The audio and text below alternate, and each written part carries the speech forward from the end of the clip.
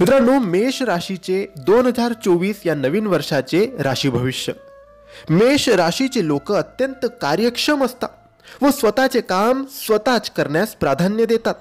वर्षाच्या सुरुवातीस गुरु आपल्या राशीस व शनी लाभस्थानी असल्यामुळे आपणास उत्तम अर्थ प्राप्ती होईल. योग्य निर्णय घेतल्याने जीवनात तुमच्या प्रगती करण्यात तुम्ही यशस्वी व्हाल. आपण आपल्या व्यक्तिगत व व्यावसायिक जीवनात योग्य निर्णय घेऊन जीवनात प्रगती करू शकतात. आपली अर्थप्राप्ती सुद्धा दिवसेंदिवस वाढतच राहील. असे असले तरी आपण अति आत्मविश्वासात अजिबात राहू नये. शासन सुद्धा आपल्या पाठीशी राहील, परंतु व्यवसायातील राहूचा त्रास तुम्हाला होऊ शकतो. या वर्षात आपल्याला आपल्या प्रकृतीकडे सुद्धा लक्ष द्यावे लागले. प्रकृतीकडे दुर्लक्ष केल्यास रुग्णालयात दाखल होण्याची परिस्थिती निर्माण होऊ शकते. आपले खर्च सुद्धा वाढतील. वायफळ खर्चावर नियंत्रण ठेवा, अन्यथा त्रास होऊ शकतो. आपणास जर परदेशात जाण्याची इच्छा असेल तर ती यावर्षी पूर्ण होऊ शकते. आपणास परदेशात जाण्याची संधी सुद्धा मिळू शकते. मनात दडून बसलेल्या जुन्या इच्छा पूर्ण होतील व त्यामुळे मन हर्षित होईल. आपण आपल्या प्रिय व्यक्तीसाठी सुद्धा खूप काही कराल.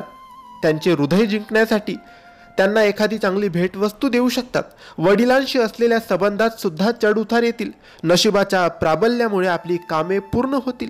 कोणतेही काम पैशाअभावी अडून राहणार नाही. आजपर्यंत आपल्या ज्या काही योजना पूर्ण झाल्या नव्हत्या त्या या वर्षी 2024 मध्ये अवश्य पूर्ण होतील. हे वर्ष आपण अपेक्षा सुद्धा केली नसेल इतके जास्त चांगले आपणास जाऊ शकते.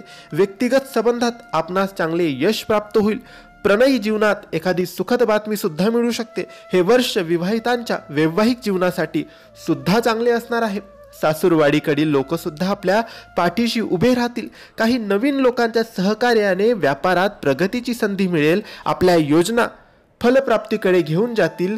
सरकारी क्षेत्राकडून आपणास चांगला लाभ होऊन आपणास मान सन्मान व सामाजिक प्रतिष्ठा सुद्धा मिळू शकते.